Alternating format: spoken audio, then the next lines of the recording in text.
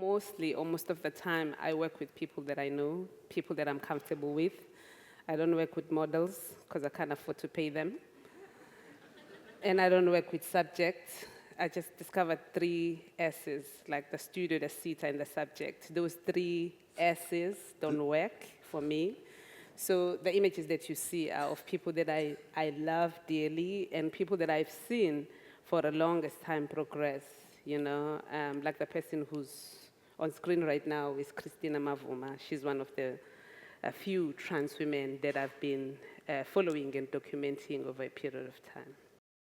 The project is one of representing a community, your community, a community beyond yourself. I mean, the mission is to change South Africa and to change Africa. I mean, is that fair? Yeah, it's fair, because we are at a period in our lives where there is high level of homophobia in different African parts. A lot of LGBTI individuals who happen to be like you and I, they are encountering a lot of hate crime, hate speech from the leaders that's supposed to support them and respect them. And a lot of people have been killed, a lot of people have been displaced simply because of who they are.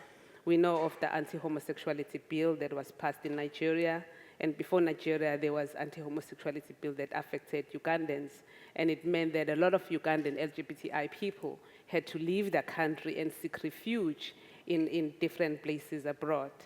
So what I'm trying to do here is to bring about a kind of tool in which we speak on these atrocities and this kind of displacement, and also to change how historical documents, mainstream spaces are tuned.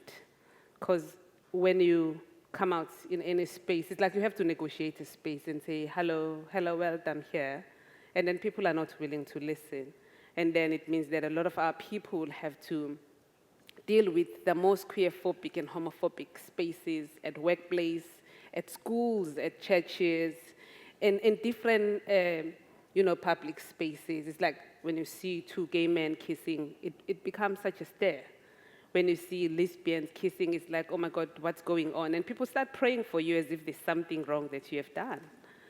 So I just want to change a visual history in ways that it's never been done in Africa.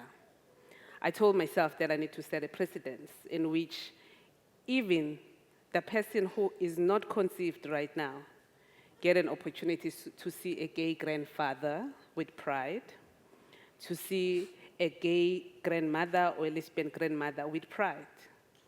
I see us in space where we have our names, become those street names of important people who have made a difference in our communities, beyond just gay pride, where we have the flare and the feathers and rainbow. I just need to make sure that we are full-time in space without being apologetic about it. As a person who takes photographs or who produce photographs, I don't like that distance. The minute we say subject, it's like you're not allowed to connect with the person that you photograph. Sometimes you don't even need to know that person. So I just made sure that I connect and try to relate with people that I photograph in my work, by all means, because those are the people who make it possible for me to be seated in this space.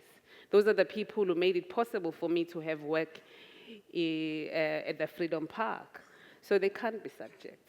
So I try by all means to bring the people as my own family. This is my LGBTI family, and I'm more connected to them than my bio family. So it's that connection that matters to me the most, the relationship, because I look at photography and the practice more of a relationship than the distance that sometimes the photographers create between themselves and what they call subjects.